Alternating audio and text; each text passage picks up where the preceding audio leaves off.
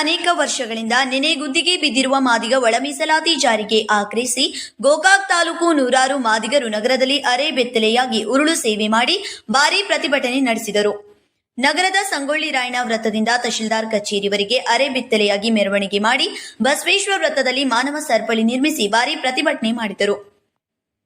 ಪ್ರತಿಭಟನೆಯಲ್ಲಿ ಭಾಗವಹಿಸಿ ಮಾತನಾಡಿದ ದಲಿತ ಮುಖಂಡ ಸತೀಶ್ ಹರಿಜನ್ ಒಳ ಮೀಸಲಾತಿಯನ್ನು ಜಾರಿ ಮಾಡುತ್ತೇನೆಂದು ಕುಂಟು ನೆಪ ಹೇಳಿ ಬಂದಿದ್ದಾರೆ. ಇನ್ನೇನು ಜಾರಿಯಾಗುವ ಸಂದರ್ಭದಲ್ಲಿ ನಮ್ಮ ಬಕ್ಕೈ ಸಮುದಾಯದವರು ವಿರೋಧ ಮಾಡಿದ್ರು. ಕೂಡಲೇ ಜಾರಿ ಮಾಡದೇ ಇದ್ದಲ್ಲಿ ರಾಜ್ಯ ಸರ್ಕಾರದ ವಿರುದ್ಧ ಮಾದಿಗರ ಕುಟುಂಬ ಸಮೇತ ಅಸಹಕಾರ ಚಳವಳಿಯನ್ನು ಮಾಡುತ್ತೇವೆ ಎಂದು ಎಚ್ಚರಿಸಿದ್ರು.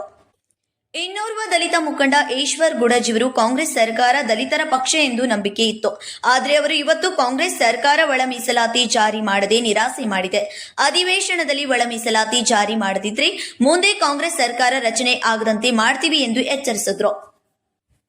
ಬಳಿಕ ತಹಶೀಲ್ದಾರ್ ಕಚೇರಿಯ ಆವರಣದ ಎದುರು ಅನಿರ್ದಿಷ್ಟಾವಧಿ ಧರಣಿ ಆರಂಭಿಸಿ ತಾಲೂಕಾಡಳಿತದ ಮೂಲಕ ಮುಖ್ಯಮಂತ್ರಿಗಳಿಗೆ ಒಳ ಮೀಸಲಾತಿ ಜಾರಿ ಮಾಡುವಂತೆ ಮನವಿ ಸಲ್ಲಿಸಲಾಯಿತು.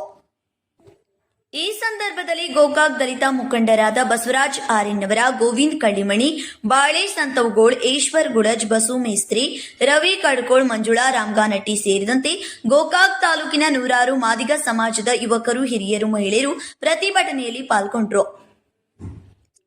ಸಮೀರ್ ಅರ್ಬಾಮಿ, ಗೋಕಾಕ್ ನ್ಯೂಸ್ 23.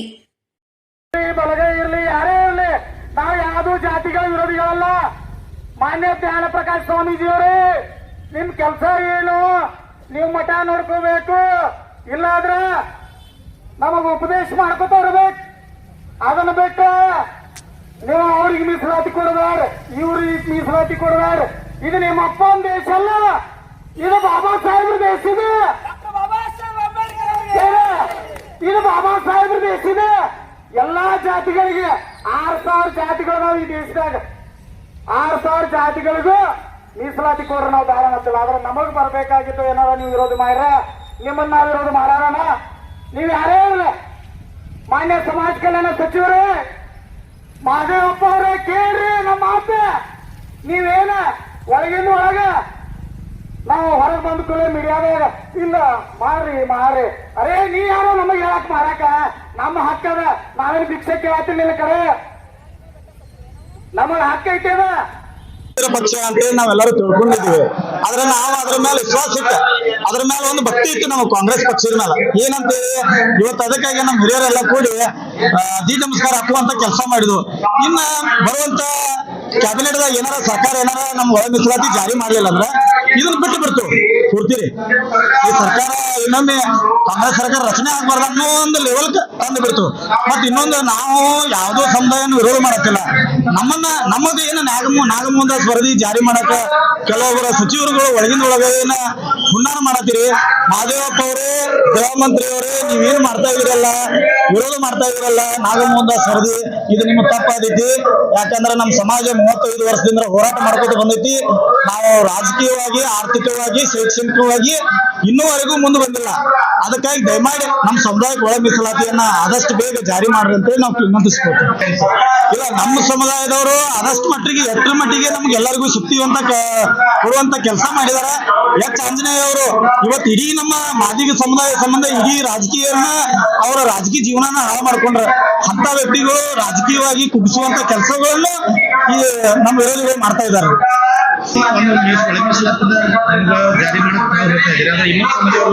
ಜಾರಿ ಮಾಡಬಾರಂತ ಅವರು ಕೂಡ ಪ್ರತಿಭಟನೆ ಮಾಡ್ತಾರೆ. ಅವ್ರಿಗೆ ನೋಡ್ರಿ, ನಾವು ಒಳ ಮೀಸಲಾತಿಯನ್ನ ಜಾರಿ ಮಾಡಬೇಕು ಅನ್ನೋದು ಅದು ನಮ್ಮ ಹಕ್ಕ.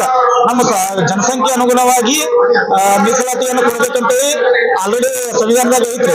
ನಾವು ಅದನ್ನ ಕೇಳ್ತಾ ಇದೀವಿ. ಬಟ್ ನಮಗ ಕೊಡಬೇಡ ಅಂತ ಹೇಳ್ತಾ ಇದಾರಲ್ಲ, ಇವ್ರು ತಪ್ಪ. ಇದನ್ನ ನಾವು ಕಡಾಖಂಡಿತವಾಗಿ ಖಂಡನೆ ಮಾಡ್ತೇವೆ. ಈ ಪ್ರತಿಭಟನೆ, ಈ ಒಳ ಮೀಸಲಾತಿ ಜಾರಿ ಮಾಡುವವರೆಗೂ ನಮ್ಮ ನಿರಂತರವಾಗಿ ಹೋರಾಟ ಇದೇ ಇರ್ತದೆ. ಈಶ್ವರ್ ಮಾರುತಿ ಗುಡಜ್ ಇರುವುದು ಕೆಲವು ಕಾಣದ ಕೈಗಳು ಆ ಸರ್ಕಾರದಲ್ಲಿ ಆಡಳಿತದಲ್ಲಿರುವುದರಿಂದ ಇವತ್ತು ಅವ್ರು ಏನು ಹೇಳ್ತಾರಂತಂದ್ರೆ, ಈ ವರದಿ, ಜನಸಂಖ್ಯೆಯ ವರದಿ ಏನದ, ನಾಗಮೋಹನ್ ದಾಸ್ ಅವರು ಮಾಡಿರ್ತಕ್ಕಂಥ ವರದಿ ಅದು ಸುಳ್ಳಿದೆ ಅಂತಕ್ಕಂಥ ವಿಷಯವನ್ನ ಈ ಕೆಲವು ಕಾಣದ ಕೈಗಳು ಮಾಡ್ತಾ ಇದ್ದಾವೆ. ಈ ಹಿಂದೆ ಮಾಡಿರ್ತಕ್ಕಂಥ ಸದಾಶಿವ ಆಯೋಗದ ವರದಿ ಆಗಿರ್ಬೋದು, ನಾಗಮೋಹನ್ ದಾಸ್ ವರದಿ ಆಗಿರ್ಬೋದು, ಇನ್ನೂ ಹಲವಾರು ವರದಿಗಳು ಮಾದಿಗ ಜನಸಂಖ್ಯೆ ರಾಜ್ಯದಲ್ಲಿ ಹೆಚ್ಚಿದೆ ಅಂತಕ್ಕಂಥ ಮಾತನ್ನ ಹೇಳಿದಾಗ ಅವರಿಗೆ ಇವತ್ತು ಇದ್ದಷ್ಟ ಕೊಡೋರಲ್ರಿ. ಮಾದಿಗರು ಕರ್ನಾಟಕ ರಾಜ್ಯದಲ್ಲಿ ನಾವು ಹೆಚ್ಚಿದ್ದೀವಿ. ಅದನ್ನ ಏನು ವರದಿ ಮಾಡ್ತಕ್ಕಂಥ ಏನು ನಾಗಮೋಹನ್ ದಾಸ್ ಇವರಾಗಿರ್ಬೋದು, ಸದಾಶಿವರಾಗಿರ್ಬೋದು, ಜನಸಂಖ್ಯೆ ಎಷ್ಟೈತೆ ಅಷ್ಟ ವರದಿಯನ್ನು ಸರ್ಕಾರಕ್ಕೆ ಸಲ್ಲಿಸ್ತಾರ. ಆದ್ರೆ ಈ ಕಾಣದ ಕೈಗಳು ನಮ್ಮ ಜನಸಂಖ್ಯೆ ಹೆಚ್ಚಿದೆ ಅಂತೇಳಿ ಈ ಛಲವಾದಿಗಳು ಹೇಳ್ತಾರ. ಛಲವಾದಿಗಳ ಜನಸಂಖ್ಯೆ ಎಷ್ಟದ ಅನ್ನೋದು ಎಲ್ಲರಿಗೂ ಗೊತ್ತಿದೆ. ಅಂಕಿಅಂಶದಲ್ಲಿ ಇವತ್ತು ನಮ್ಮ ಜನಸಂಖ್ಯೆ ಹೆಚ್ಚಿದೆ. ಅದಕ್ಕಾಗಿ ಕೂಡಲೇ ಸರ್ಕಾರ ಜಾರಿ ಮಾಡಬೇಕಂತೇಳಿ ನಮ್ಮ ಒತ್ತಾಯ.